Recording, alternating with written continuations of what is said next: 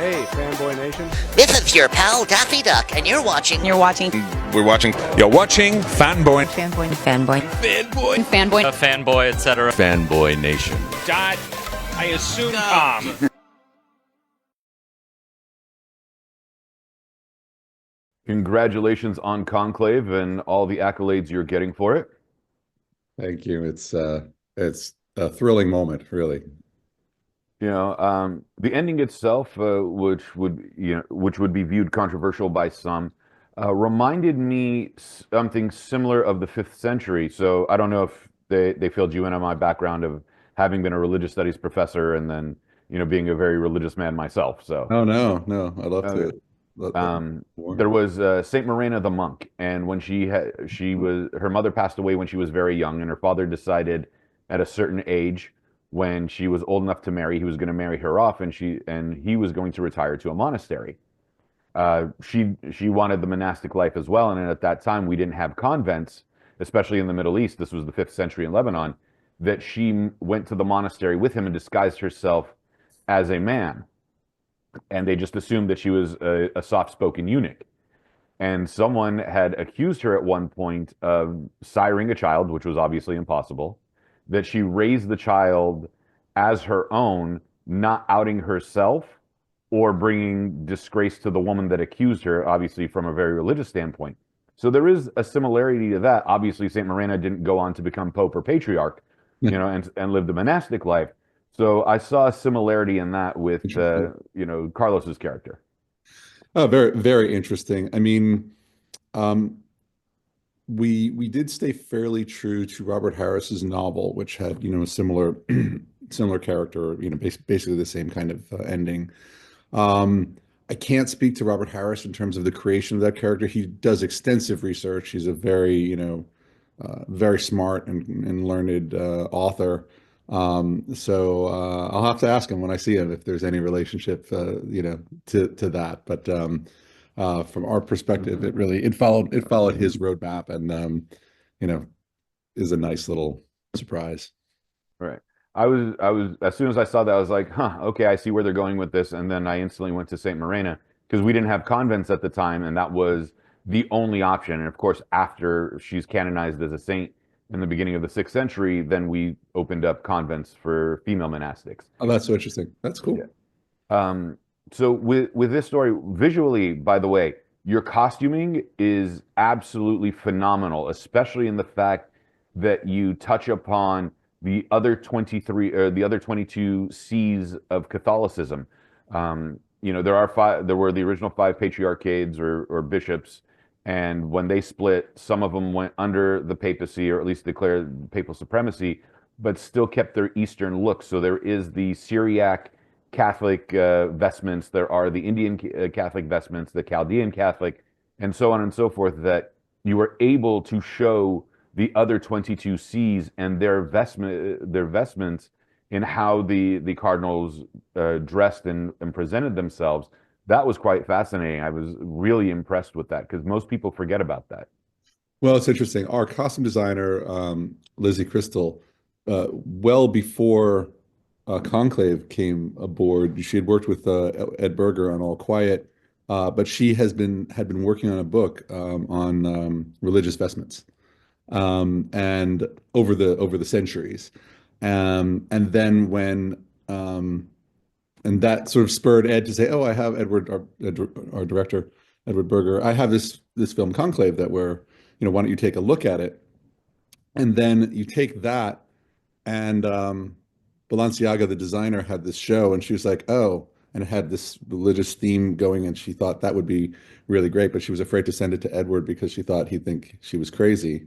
And then he sent it to her. And so what we have is this, elevated version, but that's all, takes its inspiration from what all the different vestments were from all the different regions.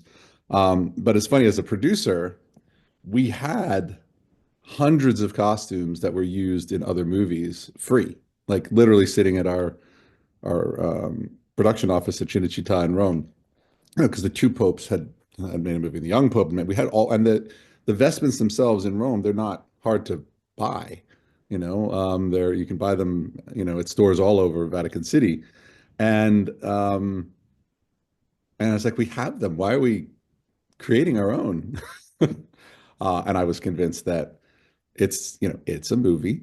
We want it to feel more lush, as we want to look more lush and have the materials move differently than sort of classic vestments would move. And so we bought hundreds and hundreds of tens of thousands of yards of material from Florence and um, tailors and seamstresses all over Rome, and we built all of those costumes.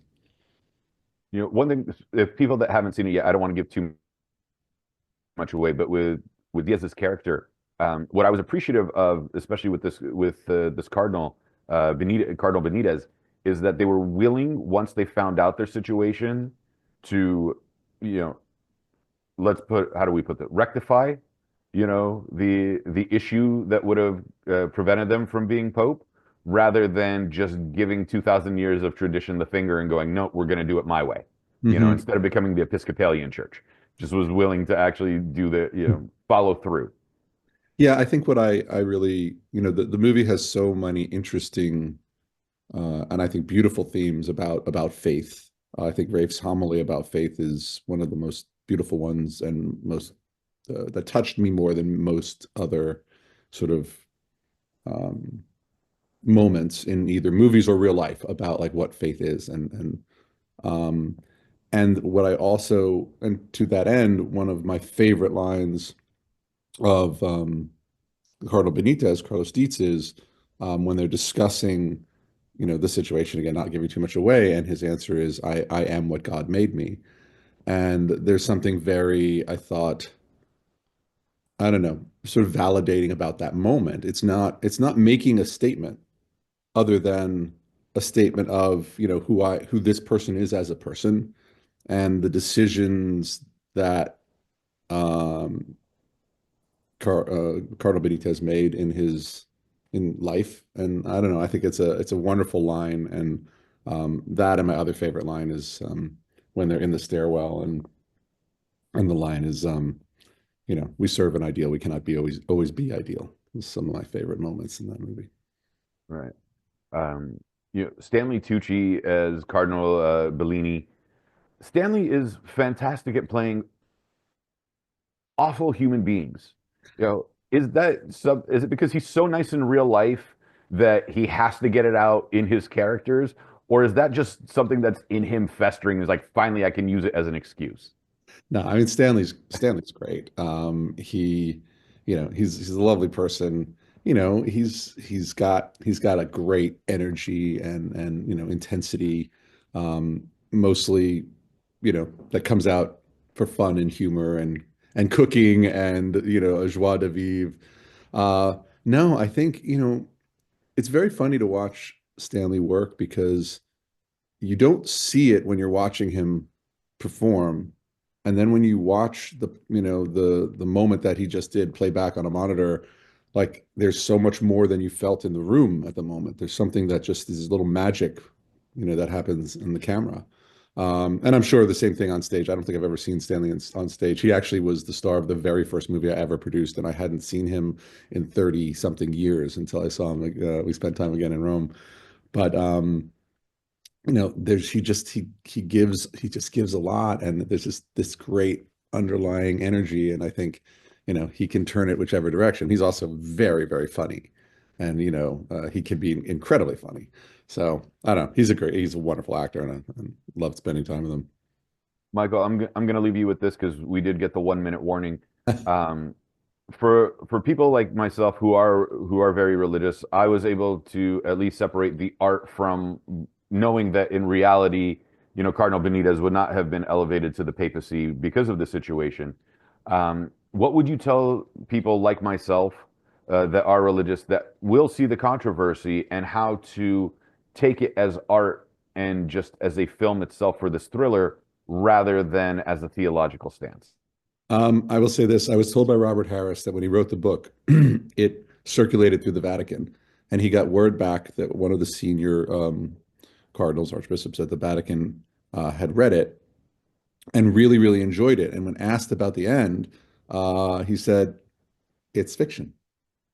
And it's fiction. This is meant to entertain. This is meant to be this inside look at what might happen. We don't really know what happens inside a conclave, and to be a thriller, edge of your seat, take yourself out of your world for 2 hours, entertain yourself. And, if it makes you think about things, great, but it's meant for you to just enjoy, and it's fiction. Michael Jackman, thank you so much for your time today about Conclave. Congratulations on all the awards that you've been nominated for. Your cinematography is wonderful. The fact that you pulled it off for less than $100 million, which seems almost impossible Way these less. days. Yeah, but which seems almost impossible these days, is a testament to filmmaking. And I appreciate your time today. Thanks so much. Nice to meet you.